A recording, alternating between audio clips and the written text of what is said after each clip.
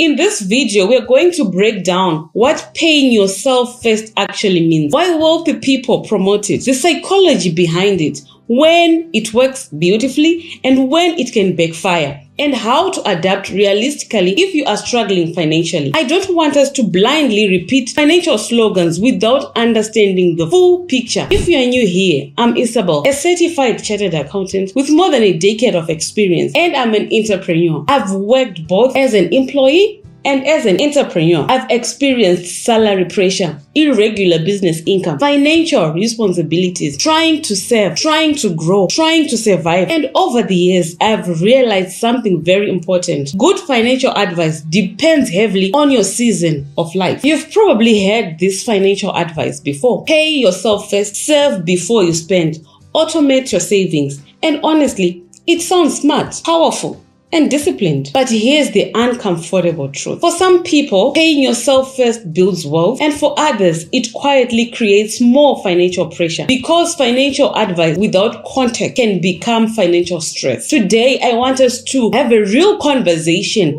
about paying yourself first, who it works for, who it may hurt, and how to use it wisely in real life. What does it mean to pay yourself first? At its core, paying yourself first means saving before spending. The moment your salary or income arrives, you automatically move a portion towards savings, investments, retirement, emergency funds, debt reductions. Instead of saving whatever is left over, you prioritize your future first. Many people treat bills as mandatory, but treat savings as optional. This strategy flips the mindset. Your future becomes your first bill. The concept comes from the richest man in Babylon and the rich dad poor dad. Here is why this strategy works so well. Now let's talk psychology, because this is where the magic happens. Human beings naturally spend what they see. I've come across many savers, and they say that once savings become automated, they simply adapted to living on the remainder. Out of sight becomes out of temptation. This method helps reduce impulse saving, it reduces lifestyle creep, it automates discipline, and removes decision fatigue. If your entire salary sits in your account, your brain quietly starts assigning jobs to all of it. We talk of takeout, shopping randomly, emotional purchases. But if savings live first, you psychologically adjust. Behavioral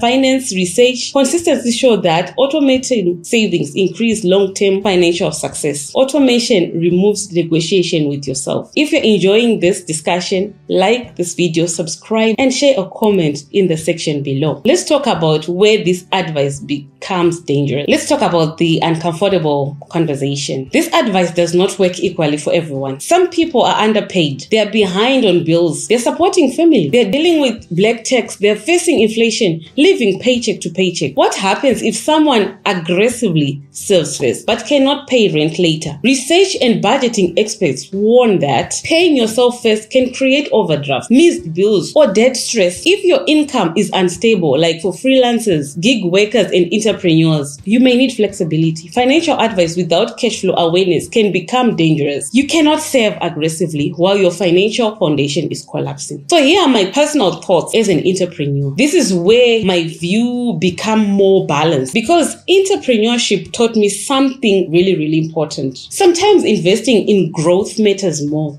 than aggressive saving. In some seasons, I needed to reinvest in tools, in learning systems, in building my business, in equipment and marketing. Some entrepreneurs actually argue that early stage business growth may require reinvesting heavily before aggressive saving. That doesn't mean never save, but it means understanding season and priority. Sometimes survival requires protection. Sometimes growth requires reinvestment. Financial wisdom is contextual. So here's the biggest mistake people make. People save without purpose. Saving without direction often disappear emotionally. Instead of random saving, save for an emergency fund, save for business taxes, save for investment for school.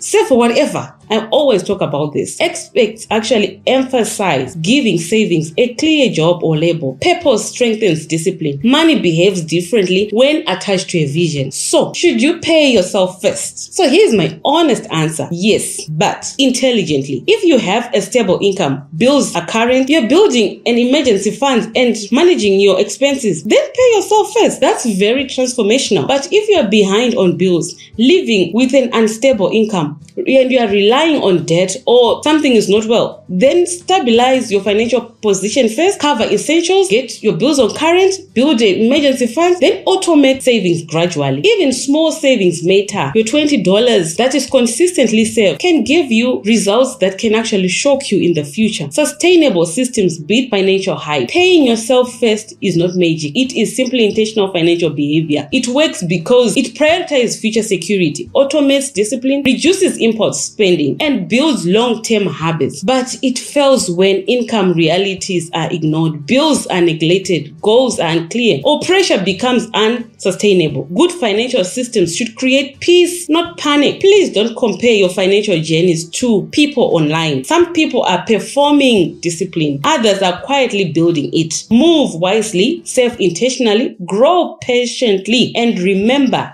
financial progress is not built on paycheck, it's built on consistent decisions over time. And always, I'm cheering you on your financial journey. See you in my next video. Thank you so much for watching.